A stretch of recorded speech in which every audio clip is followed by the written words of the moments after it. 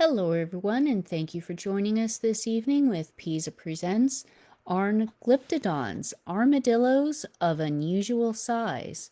So let's begin, shall we? Now, glyptodons were part of the group of animals known as megafauna, which, first of all, calling it is not only a great alt band name, but it's also the word for creatures now extinct that lived during the Pleistocene and were known for often achieving a large size. So you're looking at mammoths, mastodons, the giant ground sloth Megatherium right there, and a couple other varieties of animals. Now, glyptodons are a variety of glyptodont, D-O-N-T. Now, the shell of this particular glyptodont was discovered in Buenos Aires, Argentina, whilst digging for a subway.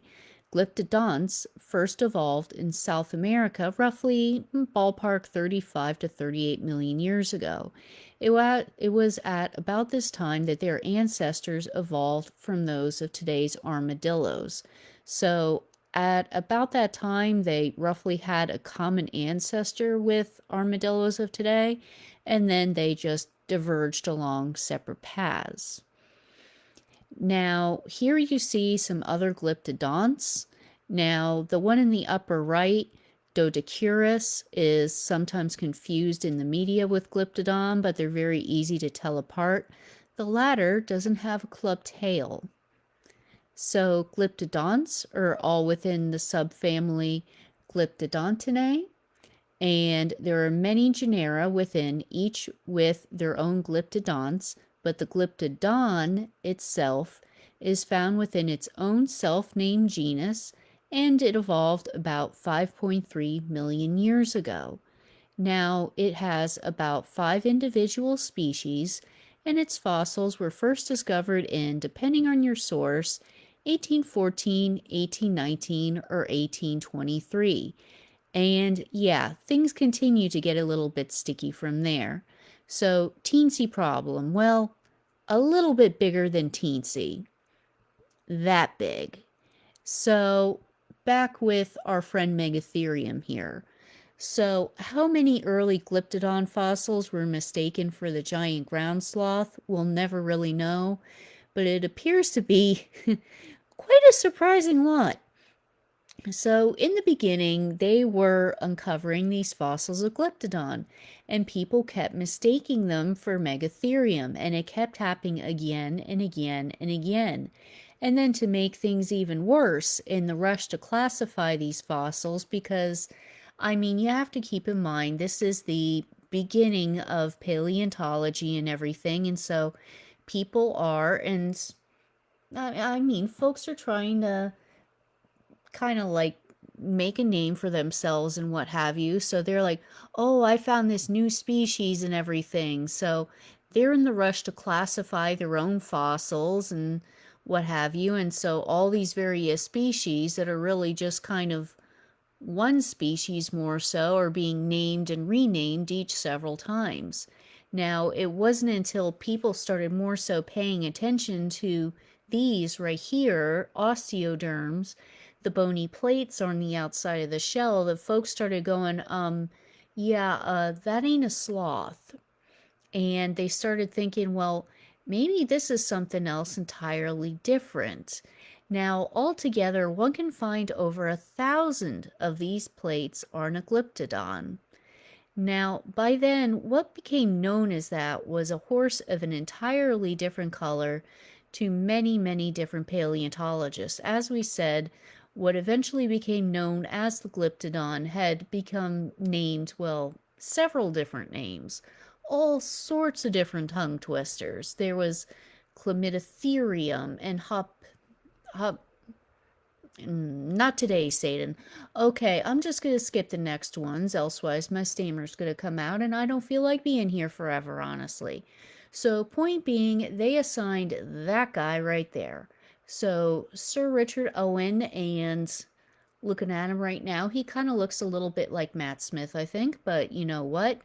Point being, that guy actually was the fellow that, well, he coined the word dinosaur, so I would say he's kind of an authority on naming stuff here, right?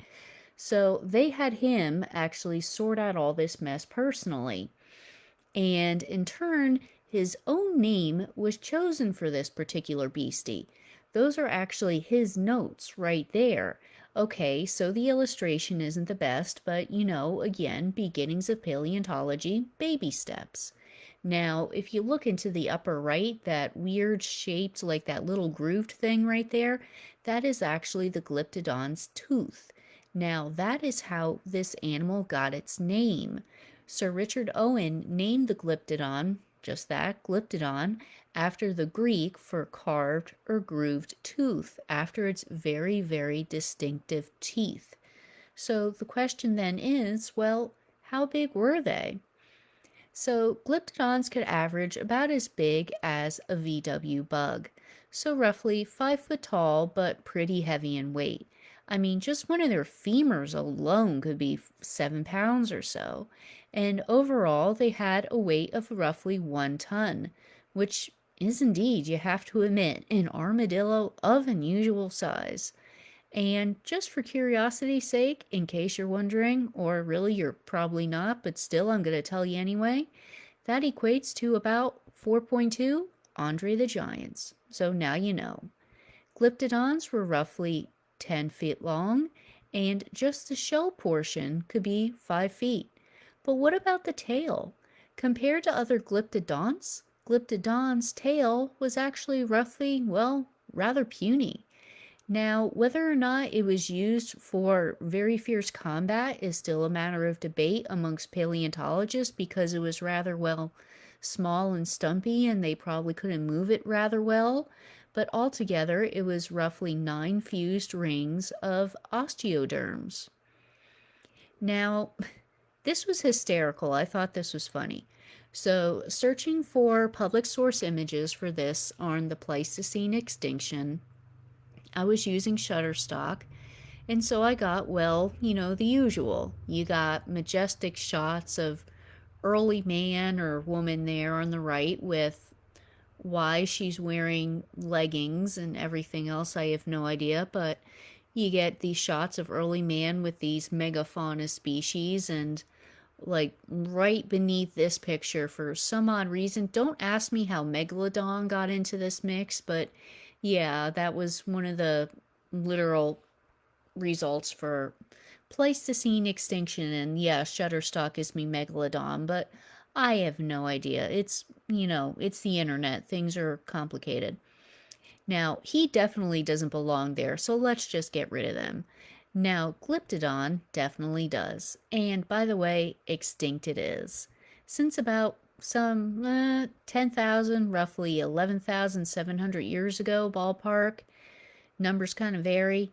You may see that they may have been cloned or re engineered or whatever word you want to use for it, but that's a bigger nope than the whole hey, let's take the teensiest possible look at a gray wolf genome and make it look like a Game of Thrones character to claim we brought back the dire wolf. Yeah, that didn't happen. So possibly the whole myth about the Glyptodon being still around came from an April Fool's Day article that the Smithsonian wrote in 2023 saying that they had re-engineered a bunch of pups and that they were in the zoo, the National Zoo in Washington, D.C. Still to this day, I see people online swear up and down that they saw these animals in the zoo. I don't know what they were really looking at.